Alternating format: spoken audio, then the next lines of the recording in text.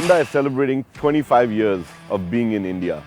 And as part of that celebration is this annual event that they do called the Great India Drive. This is the 5th edition where we're not just celebrating Hyundai, we're also celebrating the progress of humanity. We're talking about going beyond mobility and coming up with an innovative, interesting story that we're going to be embarking on. We at MotorScribes have decided to take a look at Rajasthan through the lens of progress and cleanliness.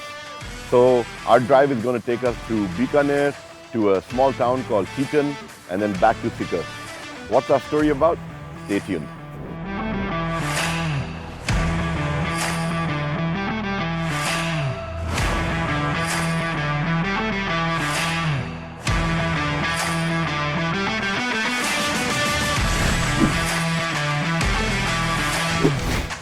So we're in Bikaner, which is the first stop on our tour for MotorScribes.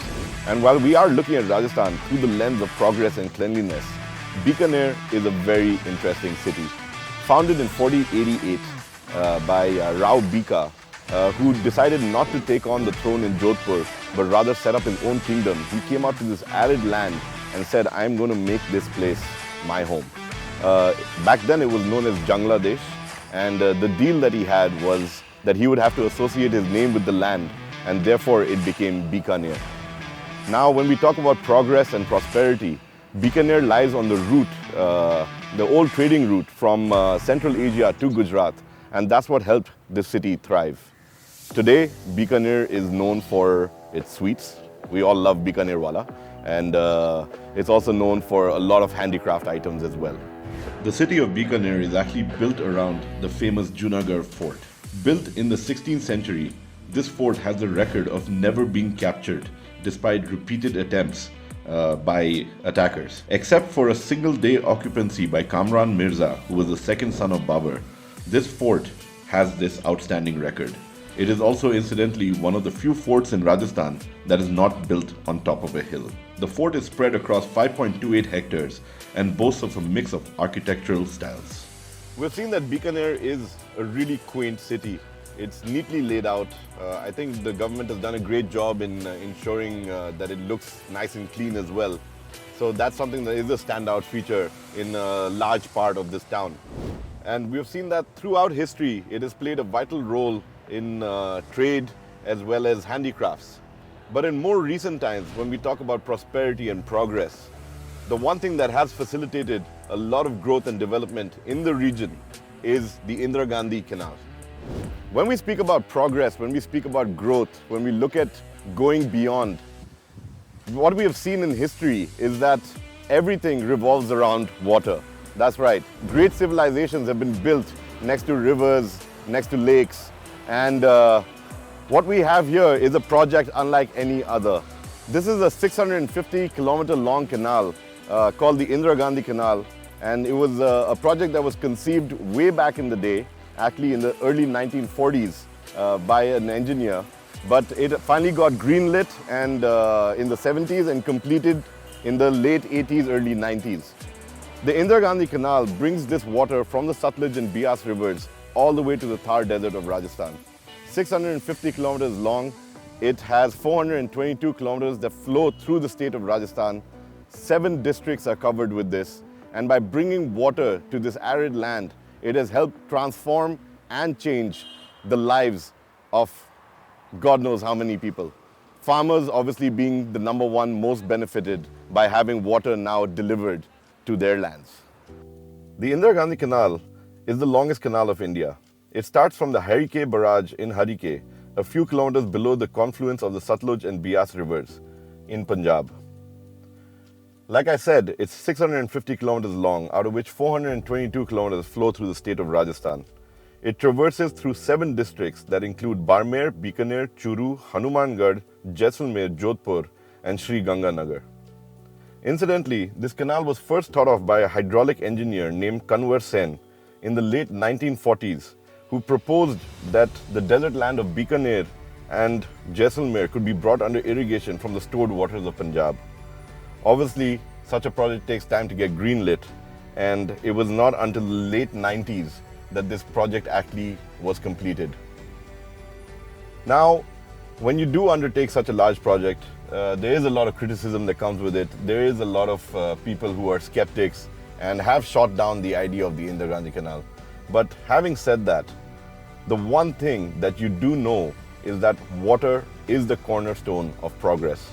And what we have here is nothing short of a miracle.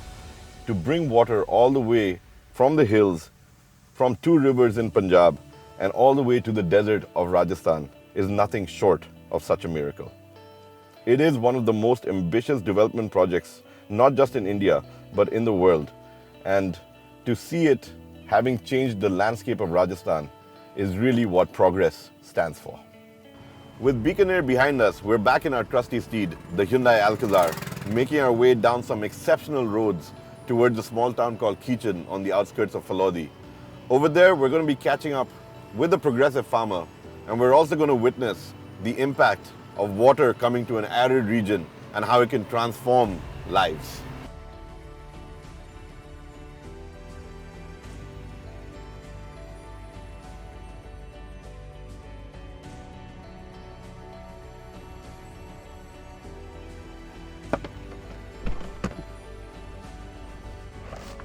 Hey Vaibhav, it's good to finally make it out to your farm.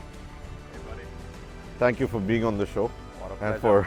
for contributing to this. Nice. Vaibhav's an old classmate. We've known each other since the 10th grade, and he became a farmer a couple of years ago. He beat me to that part, but the rest of it I beat him on height, weight, probably. So Vaibhav, we've been sort of driving around Rajasthan, and we're looking at it through the lens of progress. And I think farming is very close to our hearts. So that's something that I wanted to talk to you about, because that's something you've been dabbling in at a larger scale than what I do back down south. Yeah. So can you just tell us a little bit about your beautiful place here?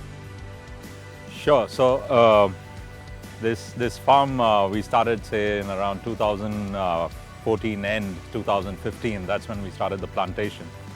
The lands were just on dry lease to farmers, and we decided to do something more productive with it. And after getting our soil tests done and water tests done, found a consultant who said, pomegranate will be a very good crop here. And so that was it. And we just started, we looked at the size, we looked at what we wanted to do. We planted about 15,000 pomegranate plants. And these are the Bhagwa variety. Okay. And the plant itself can take a lot of stress, in terms of the temperature variation. And so, yeah, and there we are. We have about 15,000 plants. And So 15,000 plants, 40 acres. yes, And you've done this in the middle of nowhere in Rajasthan. You're 140 kilometers from everywhere, Yes. if I'm right. yes. Right. So slight logistical issues, but then the roads are fantastic, like obviously. And I mean, now we're connected to all the big towns around, just about 2 hours away. So you got Bikaner on one end, Yes. Jodhpur on the other, and Jaisalmer Jaisalmer is on the the third. Yes, Okay. Yes. And we're right in the center. And since the water is decent, now you have the Indira Gandhi channel coming in, the Indira Gandhi channel Pariyojana.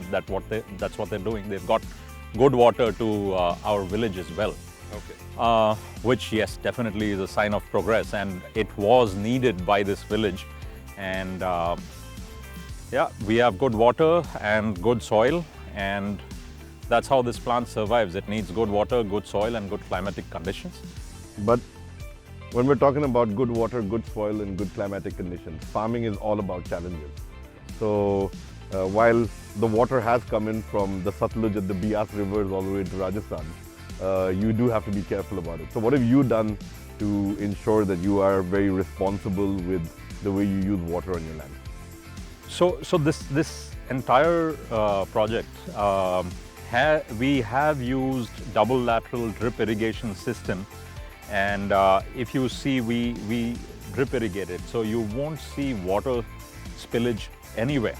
Every drop of water is important, and we take care of every drop of water here, and that's the reason why we have double lateral and drip irrigation system installed on the entire farm. Okay. And we have two farm ponds where we store water as well. And we do have a little bit of machinery which helps us, conserve water.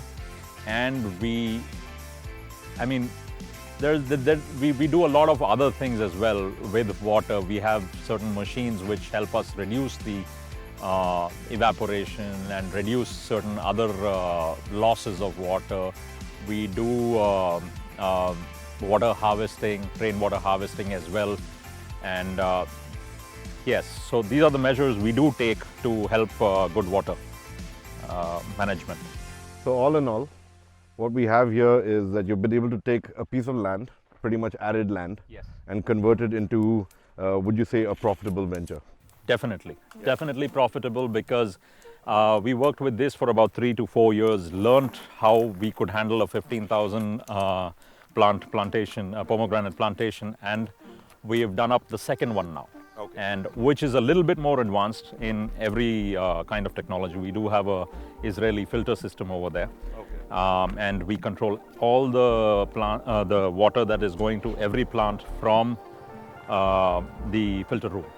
So yeah, we are pretty much advanced in that particular place. We've got tech, and we've got advancement happening in farming, and it's just changing the landscape of Rajasthan, which is awesome. Yes, we would like to do that, and we do want to show people that it's possible.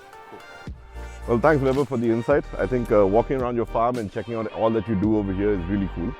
And definitely, we're talking about progress at the grassroots level. And you're saying that stepping it up with tech, stepping it up with better planning, better management, and you can really run a really profitable venture. And when we talk about the growth of the country, doing it at this level is what I think spells that out best. Yes. To culminate our journey on the Great Indian Drive with Hyundai, we've come to Sikar. This is our last stop, and this historic city has a lot of relevance even in today's date.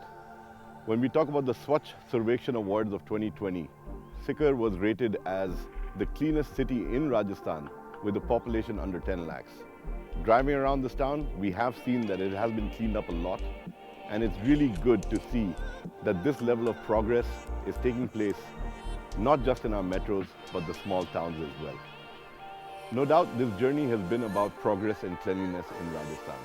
While out on our drive, we have seen it happen at the grassroots level. We've seen how a farmer has benefited by getting water all the way from the Satluj and the Bias. We've seen smaller towns being cleaned up. And that is what makes India special in its own sort of way. Development, progress, and just going beyond mobility is what this story is all about.